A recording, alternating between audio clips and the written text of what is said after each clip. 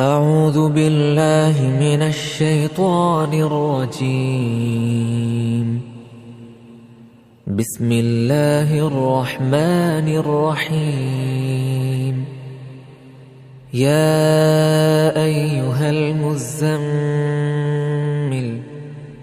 قم الليل إلا قليلا نصفه أو انقص منه قليلا أو زد عليه ورتل القرآن ترتيلا إنا سنلقي عليك قولا ثقيلا إن ناشئة الليل هي أشد وطئا وأقوم قيلا إن لك في النهار سبحا طويلا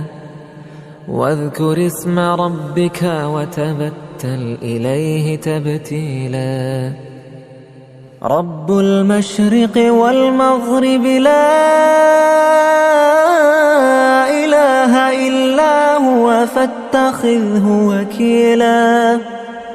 واصبر على ما يقولون واهجرهم هجرا جميلا وذرني والمكذبين أولي النعمة ومهلهم قليلا إن لدينا أنكالا وجحيما وطعاما ذا غصة وعذابا أليما يوم ترجف الأرض والجبال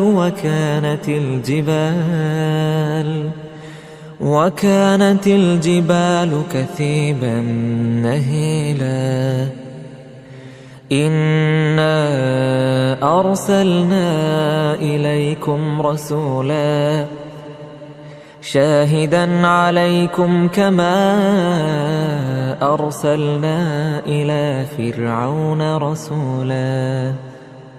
فعصى فرعون الرسول فأخذناه أخذا وبيلا فكيف تتقون إن كفرتم يوما يجعل الولدان شيبا السماء منفطر به كان وعده مفعولا إن هذه تذكرة فمن شاء اتخذ إلى ربه سبيلا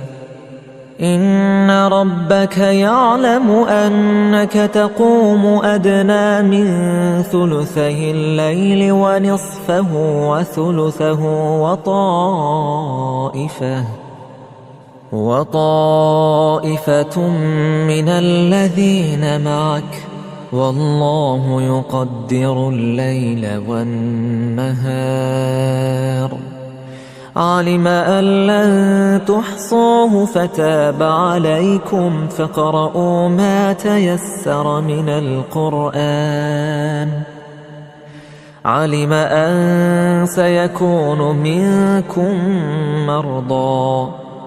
وآخرون يضربون في الأرض يبتغون من فضل الله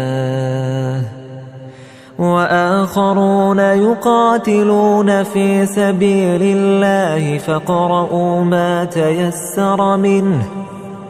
وأقيموا الصلاة وآتوا الزكاة وأقرضوا الله قرضا حسنا وما تقدموا لأنفسكم من خير تجدوه عند الله هو خيرا وأعظم أجرا واستغفروا الله